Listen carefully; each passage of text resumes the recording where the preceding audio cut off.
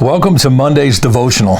The passage for today's devotional can be found in Hebrews chapter 10. We're going to begin there in verse 19.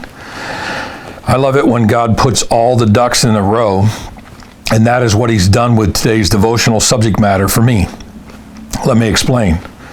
At present, I'm reading a few books, different books, as I study for preaching and teaching for these devotionals and for two small groups that I lead, as well as my own personal devotions. And currently the subject matter of my personal devotions, along with the subject matter for one of my small groups, came into alignment. All the stars came into alignment with one another, all the ducks in a row, if you want to put it that way. I do not take that as a coincidence, but rather I see it as God speaking, engaging me, which, by the way, is the subject matter of today's devotional. Here's the text, Hebrews chapter 10, beginning in verse 19.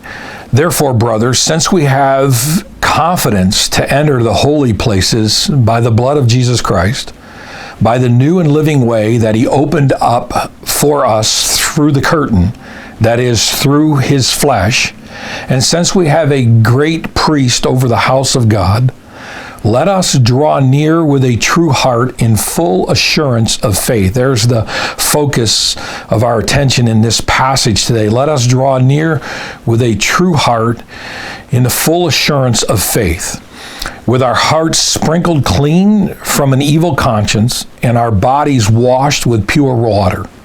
Let us hold fast the confession of our hope without wavering. For he who has promised is faithful. What does drawing near with a true heart in full assurance of faith mean?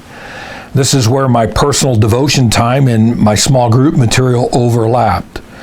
My readings in Tozer's book, The Pursuit of God, that's for my one small group, and my devotionals, Mornings with Tozer, came together on the same day with this Hebrews passage. Here's how Tozer speaks of the realness of drawing near to God with a true heart in full assurance of our faith.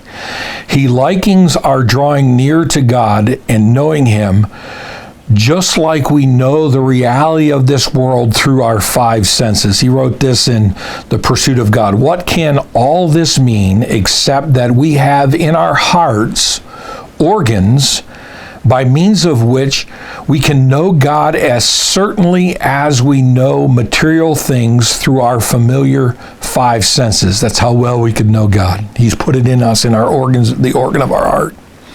We apprehend the physical world by exercising the faculties given us for that purpose, and we possess spiritual faculties by means of which we can know God and the spiritual world if we will obey the Spirit's urge and begin to use them, put them into practice.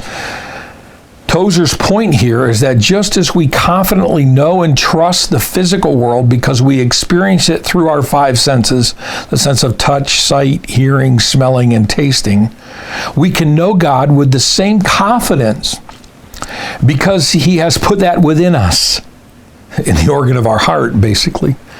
Tozer continues this thought process with these words, again from his book, The Pursuit of God. God and the spiritual world are real. We can reckon upon them with as much assurance as we reckon upon the familiar world around us. Spiritual things are there, or rather, we should say here, inviting our attention and challenging our trust. Our trouble is that we have established bad thought habits. We habitually think of the visual world as real and doubt the reality of any other, Tozer says. We do not deny the existence of the spiritual world, but we doubt that it is as real in the accepted meaning of the word. The world of sense intrudes upon our attention day and night for the whole of our lifetime. It is clamorous, insistent, and self-demonstrating. It's always before us, the world, the physical world.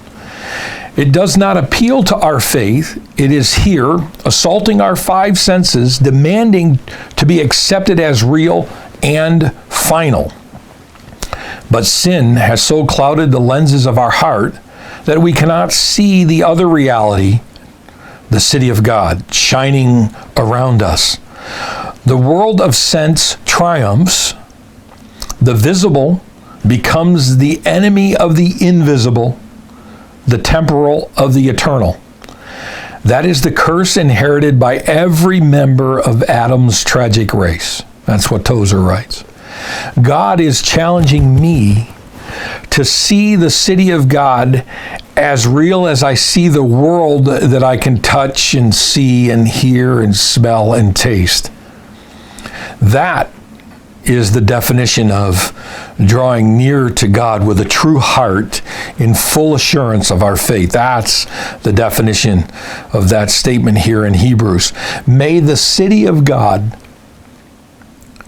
become such a reality as reckoned to us like the physical world. Peace and blessings, Pastor Scott. Now, as a reminder, we'll again have a church-wide prayer meeting tomorrow night via Zoom at 7 p.m.